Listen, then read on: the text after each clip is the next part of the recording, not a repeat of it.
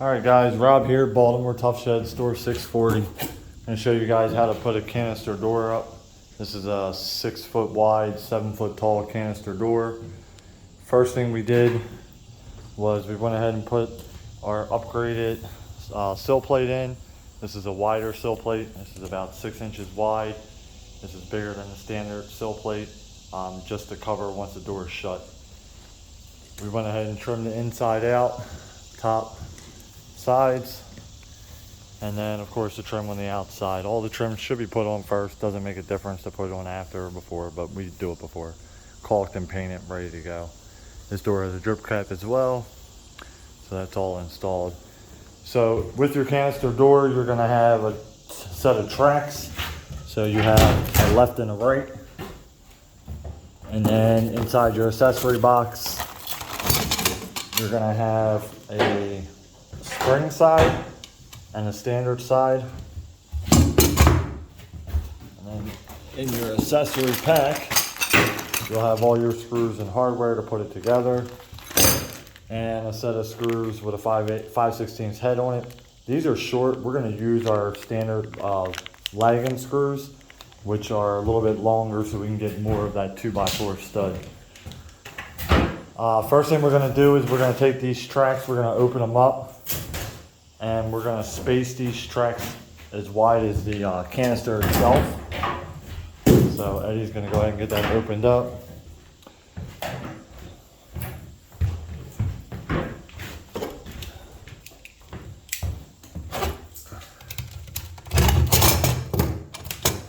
So we'll put our spring side with the actual spring, and then we'll put our fixed side on the opposite end. Our hardware kit opened up.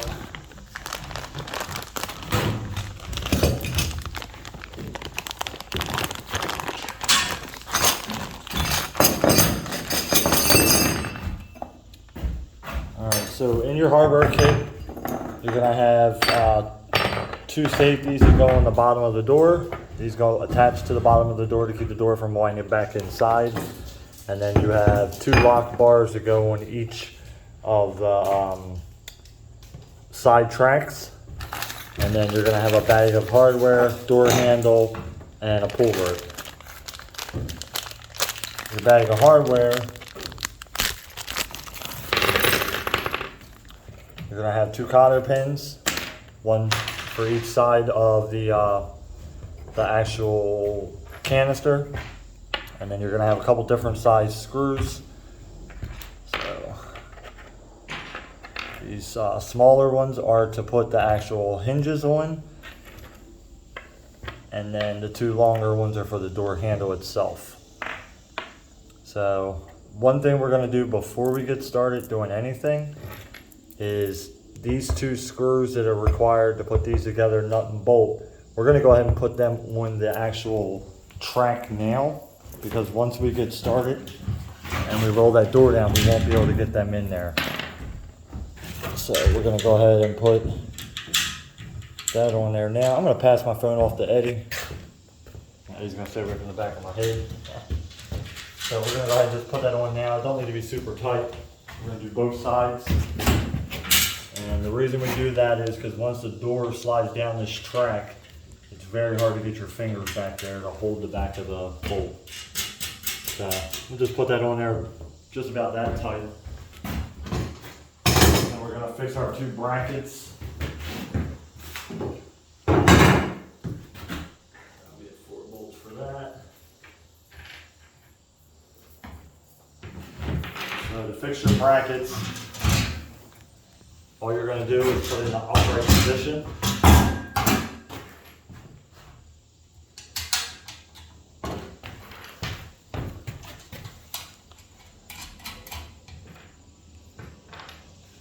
Make sure all of your bolts go on the outside. None of your bolts are on the inside, because you don't want it to catch the actual canister when the canister is going in and out.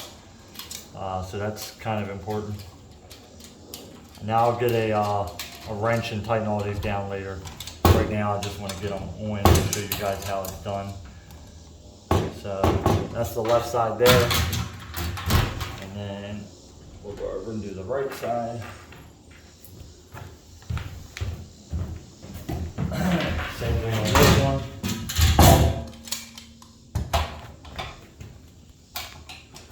And these should be facing upward because the canister door actually sits high and then it's going to pull down low. So it's important to make sure that they're facing the correct direction.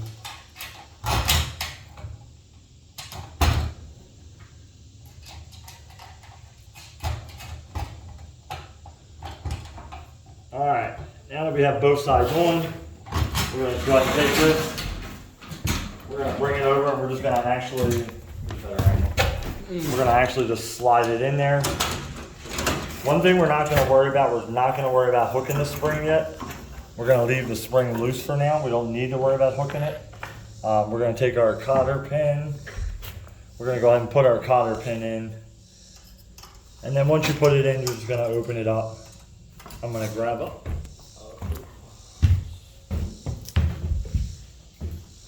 Don't really matter what you use to open it. I'll end up opening it all the way up, but for now I'm just going to get it a little bit. And that's fine. It's enough that it won't come back out. Do the same thing to the other side.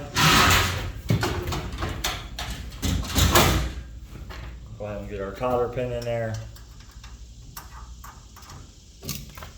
And again, go ahead and just bend it open a little bit. That's all it needs to be. That far is plenty fine. All right. Now that we have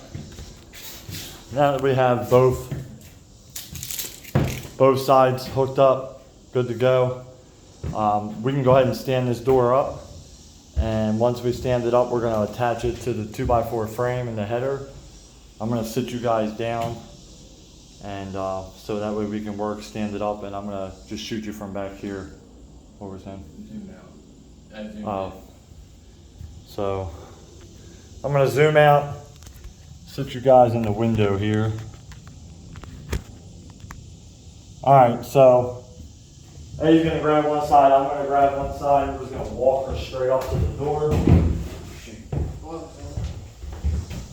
So one thing we want to make sure we do is we want to make sure we have a knife to cut the film once we get it attached. So we're just going to sit our knife close. Step stools are nice as well if you're a little shorter. Me and Eddie are a little over 6 foot each, so we don't generally have that problem. Be careful with the floor track. Make sure you don't slide on the smart floor, because you will scratch the smart floor. So we're just going to pick it up. We're going to walk it over to the 2x4, and then we're going to stand it straight up.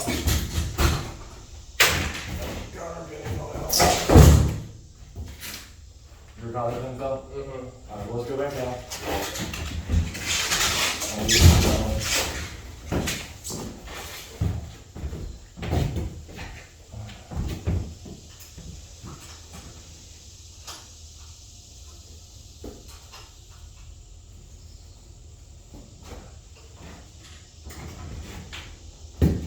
One thing I didn't take into account for is, if you can see, this is a 16-foot shed, so we have cross 2x4s. So we're gonna have a hard time standing this one up. So we're actually gonna stand it up and then bring it back in and lift it above them cross braces. So just bear with us a second.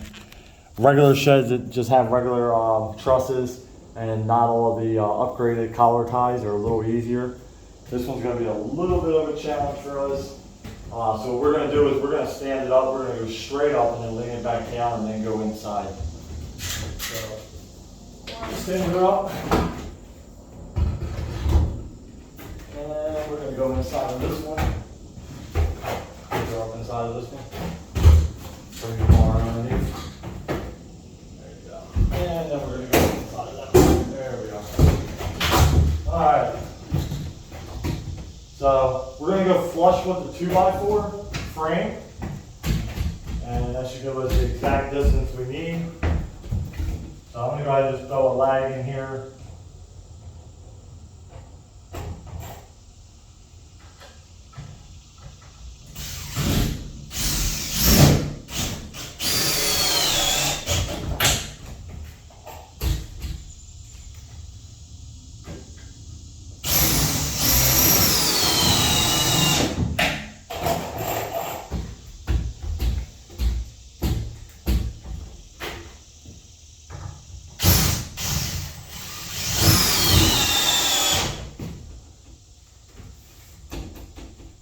ahead and flag all the way up. This one's good. Prior to setting the door up, I checked to make sure the frame was all level and square. Everything was level and square. All of my measurements said I just go straight with the 2x4.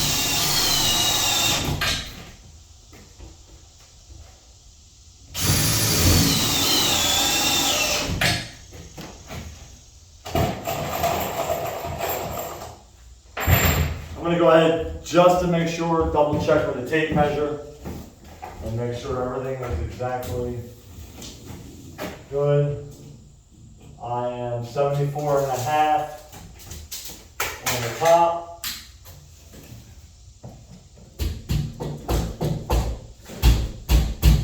$74 and a half on the bottom.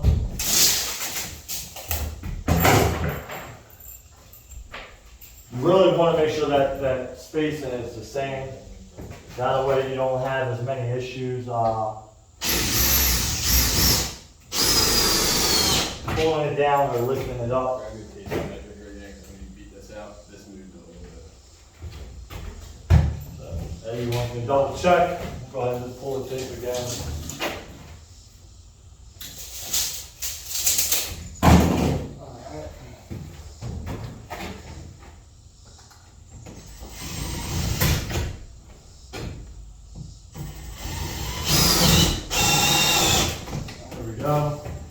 Everything's flush with the 2x4, so it's good. Like I said, guys, I like to use these longer lag bolts, just because with the longer lag bolts, I'm able to really get in deep. The smaller ones kind of just don't bite enough for me. Not really happy with them.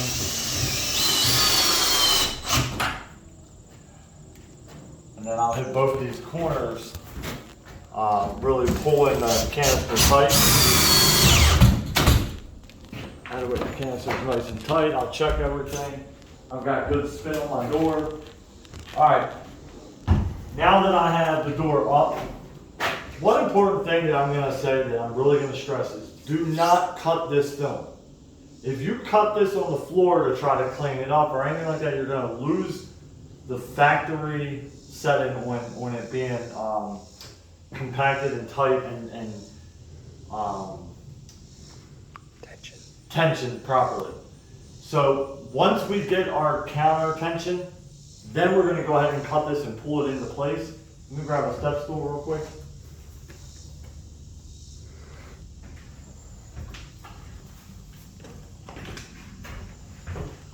So now that I have the actual canister up, I'm going to come over to the side. I'm going to just loosen this up so I can see what I'm doing. On our hook, there's a hook right here, and this is our actual adjuster to tighten it and loosen the opening of the door, the mechanics of it. I'm going to go ahead and hook onto that now. So all I'm doing is sliding it in so the door is now on the spring. That's all I'm doing. Me and Eddie are going to go ahead. At this point, we're going to start doing our actual tension test. We're going to roll this door 3 times clockwise. Might be counterclockwise, I'm not 100% sure. This way. So, yep, we're going to roll it 3 times. There's 1. There's 2. It'll start getting a little bit tight. And 3. So now I'm going to get Eddie to go ahead and hold that. I'm going to take my gloves off so it doesn't slip out of my hands. While he has it tight, I'm going to cut this plastic off. And I say this with all urgency. If you lose tension, this door will not work. So right now, being careful not to cut the actual door or any of the thresh. Alright. We're going to hold the door in place.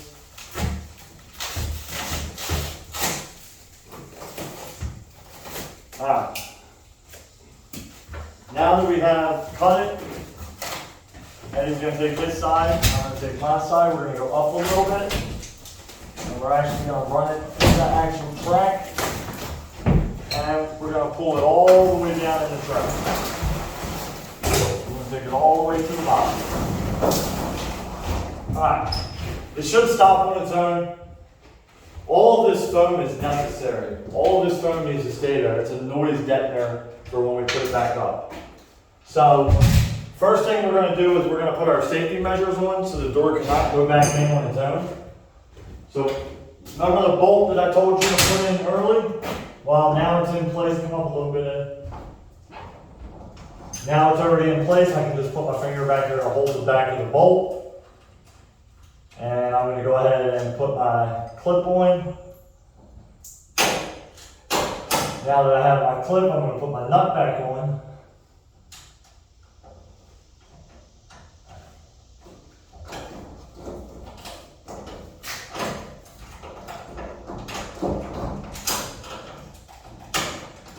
Just going to hand tighten everything for now. I'll go back and torque everything in a little bit. You should be able to let that go.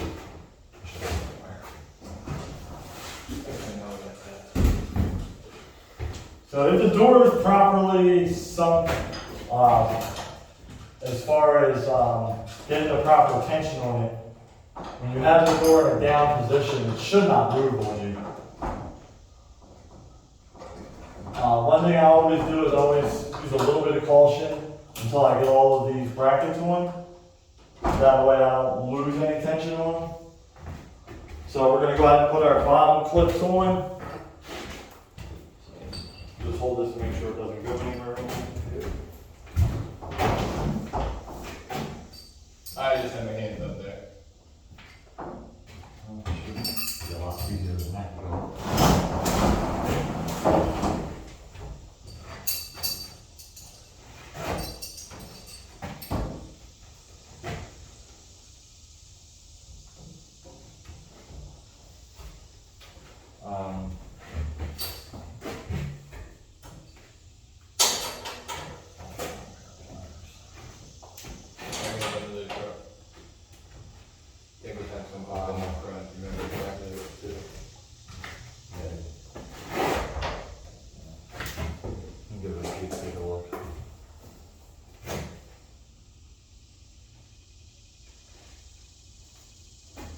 Alright, Eddie's gonna go get a wrench so we can start tightening it up. I'll show you guys a couple things real quick. So, one of the things we're gonna do is we're gonna undo this bolt here so we can put this bracket on. The purpose of this bracket is if the door is to go up, the door can actually catch here and not go back further than where it's supposed to be. Second thing we'll do is we'll put, well, one on each side, and then we'll put the door handle itself on with our string. So we'll go ahead and grab the door handle. And bolts for that.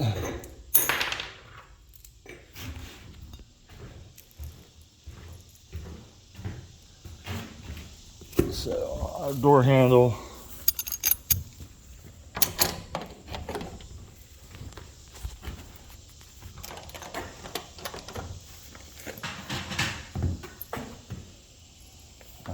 Everyone inside.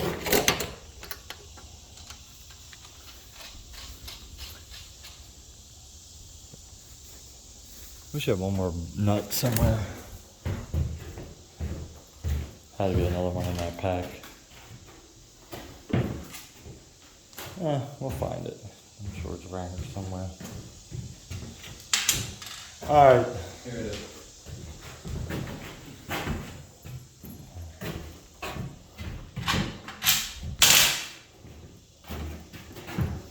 Like I said, for the door handle, it just gets 2 bolts. Super simple, super easy.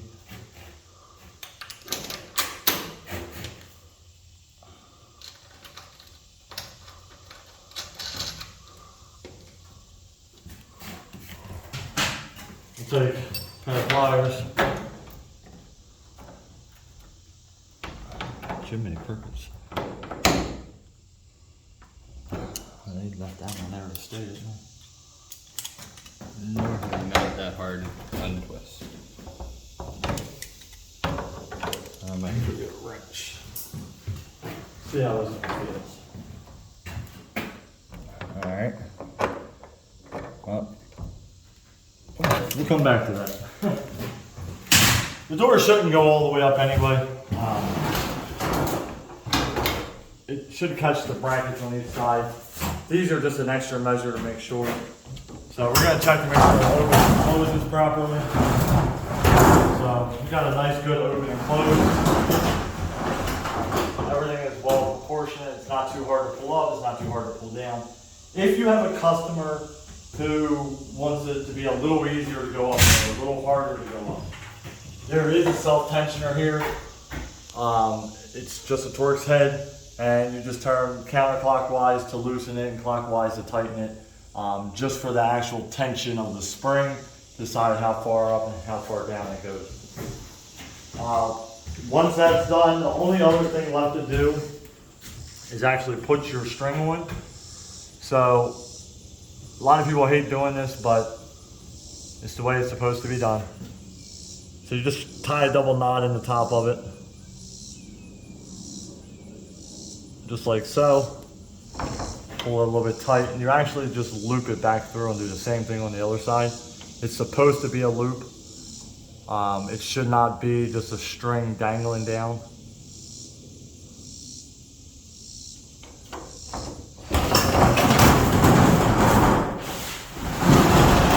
Last thing we're going to do is check to make sure our lock actually locks. So we'll come outside, pull her down. That's the plastic inside. That's the threshold. Alright, so with the figure threshold, I'm going to have to make a small adjustment, but that's not a big deal.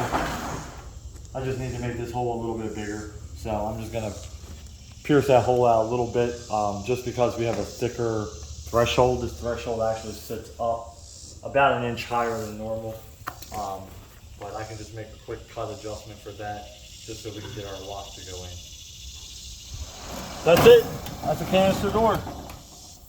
Hope you guys enjoyed the video, and we will be sending some more videos of other projects that we're working on. And this is, just in case anybody wants to know, 16 by 14 Premier Pro Ranch TR800 with a canister door, 3 2x2 windows, and 1 residential door on the front. Nice looking little shed. All right, have a good one.